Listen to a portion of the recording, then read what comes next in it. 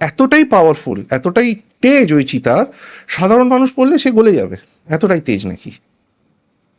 মহাপ্রভু যখন ওগুলো পড়ে আছেন তো উনি উনি নিজে বলছেন যে মহাপ্রভু সাক্ষাৎ পরব্রহ্ম, যে এতটা তেজ উনি সামলাচ্ছেন, এতটা তেজ উনি সামলাচ্ছেন, সাক্ষাৎ পরব্রহ্ম। এবার সেই জন্য অলৌকিক না ঐশ্বরিক? এটার মধ্যে দেখুন, এটাকে বলা খুব মুশকিল, এটাকে বলা খুব মুশকিল, কারণ হীরের একটা আলাদা তেজ থাকে, তার একটা ফিজিক্স যদি আমরা দেখি সেখানে একটা আলাদা তেজ থাকে, রশ্মি থাকে, এবং কিছু হিরে হয় যত তার ডেন্সিটি বেটার হয় সেগুলোর এগুলো বেড়ে যায়।